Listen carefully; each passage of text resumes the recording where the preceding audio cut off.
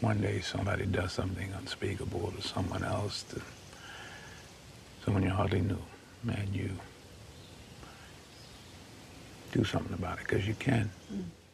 From the LA Times, you get this story about a former cop. Timothy Colome said his fellow Los Angeles police officers had a nickname for him after he transferred out of SWAT, Top Rope. It was a reference to a professional wrestler flinging himself from the top rope of a ring and flooring his opponent, Colome said. A former senior SWAT sergeant, Timothy Colome, had aggressively taken down plenty of suspects during his career. But according to his testimony at a civil trial that played out in a downtown courthouse in recent weeks, the nickname insinuated he was trying to flatten his old unit by spilling its darkest secrets. This is the LAPD.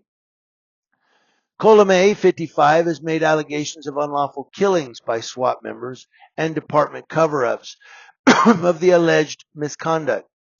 He claimed a cadre of senior officers, the so-called SWAT mafia, exercised godlike power over who was allowed into the elite unit and how it operated, creating a culture of violence that glorified deadly force. Kind of like Training Day, huh? Colome filed a lawsuit in 2018 alleging he was forced out of SWAT and faced retaliation for blowing the whistle. A jury found that Colome's claim had merit, ruling in his favor and awarding him $3.5 million in damages. A visibly emotional Colome turned and kissed his wife on the forehead as the verdict was read. Yeah, he got $3.5 million. In an interview afterward, Colome said he was optimistic that the new LAPD chief would take a serious look at the SWAT unit's operations. Quote, I'm hoping that others that are behind me that were here, that risked a lot to show up and tell the truth, that they'll be protected, he said. During the trial, Colome and his attorneys described how he fell into depression and even became fearful for his life after he blew the whistle on his SWAT colleagues. He said he was transferred to less desirable posts supervising bomb-sniffing dogs at LAX, which took away his overtime and stripped him of his supervisory duties. Before his transfer, Colome considered himself a marked man by those loyal to the SWAT mafia. That's what he testified in court. In one incident recounted by multiple witnesses, one of the unit's two lieutenants, Chester Lee McMillan, convened an informal meeting of SWAT officers at the department's training academy in Elysian Park and allegedly told them, we have enemies within this platoon. One of those present testified that McMillan also made reference to a copy of a complaint on his desk suggesting that he read Colome's comments, even though statements to Internal Affairs are supposed to stay secret. Hear that? Secrets. After that meeting, he said he was ostracized. Colome was. He said, quote, I am a ghost. I'm ignored. I'm talked about behind my back, and I know it. I'm a rat. I'm listed as a rat, Colome said. No one will talk to me. It's probably very dangerous to talk to me if you have anything to do with SWAT. The trial pulled the curtain back on rifts within one of the LAPD's most storied and notorious units, SWAT. The LAPD was among the first police departments to have a dedicated tactical team, forming SWAT in the wake of the 1965 Watts Uprising. Remember that one? Remember that one? Some of you will. The unit developed such a big reputation worldwide that former Chief Daryl Gates famously boasted in 1980 that his SWAT team could rescue American hostages being held in Iran. But the unit's tactics and culture have also been the subject of numerous critical reports over the years. Colome first raised his concerns with Internal Affairs starting in 2018 when an investigation was launched into an anonymous complaint alleging he and the unit's other supervisor, Lieutenant Ruben Lopez, had shown preferential treatment and submitted false paperwork during SWAT schools. The department's investigation concluded that the allegations were unfounded. In court filings, Colomé accused officers of covering up incidents in which officers were struck by friendly fire, showing up to calls drunk, and participating in hazing rituals with new members. Department higher-ups, he said, covered up for such behavior after the fact. Now, although the majority of the unit's operations were resolved without firing a shot, Colomé said the SWAT mafia's groupthink occasionally led to preventable deaths.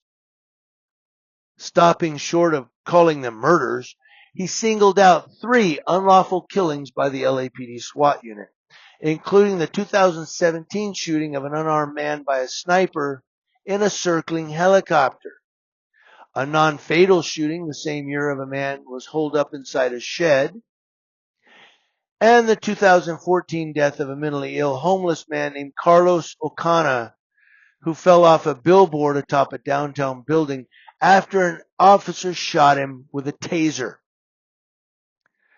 In his opening arguments, Colomé's attorney Greg Smith said that police leaders sought at all costs to protect the image of SWAT, which he called the crown jewel of the Los Angeles Police Department.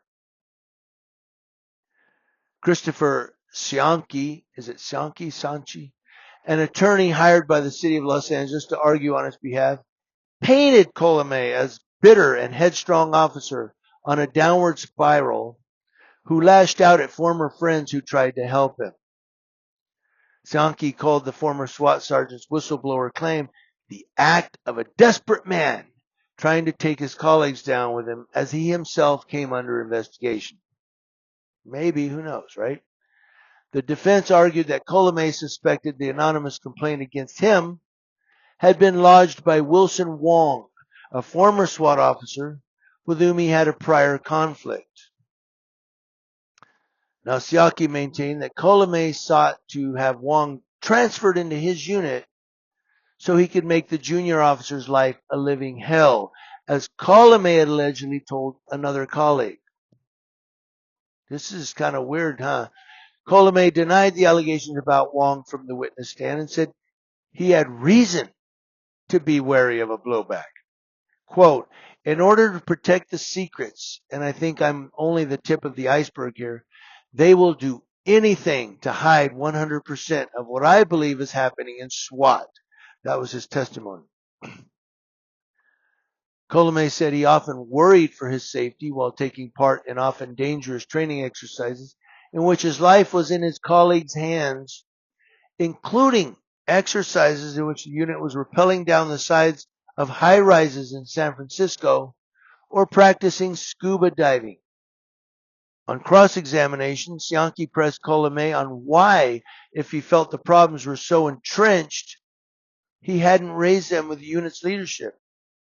Quote, it couldn't be handled within SWAT. It needed an immediate internal affairs investigation into this. It was getting dangerous, Colomé responded. Quote, why didn't you go to the inspector general?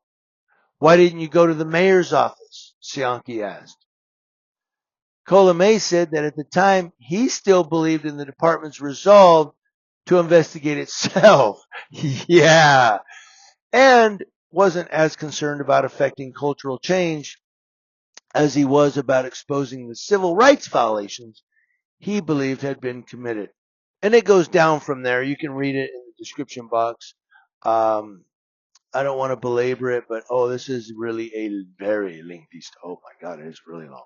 I'm sorry. You can read it in the description box if you go there and click that link. It is a whole bunch of other stuff you probably are going to want to read. The gist here is you have a guy on SWAT that is seeing things he doesn't like, and he of course puts it together and dubs them the SWAT Mafia. And when he becomes a whistleblower, all of a sudden he's the rat. He's the snitch or what have you. So watch the movie Crash. It's got Matt Dillon, Keith David, Ryan Philippe, Brandon Fraser, a whole slew of Sandra Bullock, a whole bunch of other people. It's a great film, but watch the movie Crash, and there's a particular storyline in there.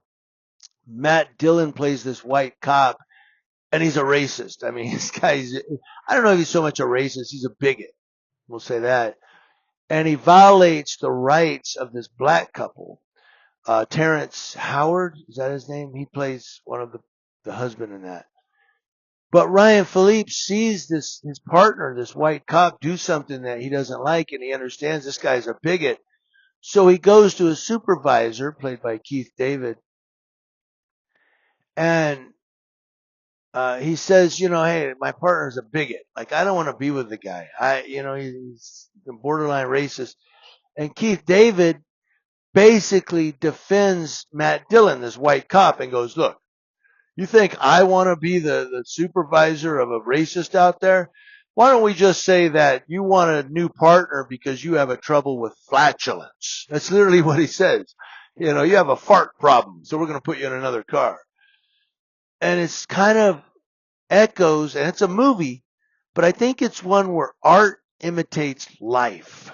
And I think we're seeing it here, where this guy becomes a whistleblower, and everybody's like, dude, you're giving up the secrets.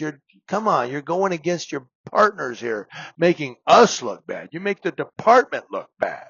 Let's just say this is what the problem is. You get what I'm saying? So that's the nature of law enforcement, is when you're a whistleblower, they go, yeah, but you're making the department look bad. Dude, just go with the program. Let's just say it's this instead of that. That's not that. That's too big a problem, so to speak. So that's the nature of law enforcement, is you go along or you move along. And sometimes you're moved along, like terminated. We're going to fire you. Why? We'll figure something out. But this Colomé, he got his justice, $3.5 million, which he'll probably collect about 2-point-something million, and the rest will go to his attorneys. But because usually attorneys take about 30%. But there you go. I mean, here's a guy that became a whistleblower, and he's getting rewarded. What's going on in the LAPD? Since 1965 is what they said they formed SWAT. 1980, Daryl Gates gets excited about SWAT. Here it is, 2024. Still got problems in the LAPD. You think, and how long do I think it's going to take to fix the LAPD? Lifetime. Figure that one out.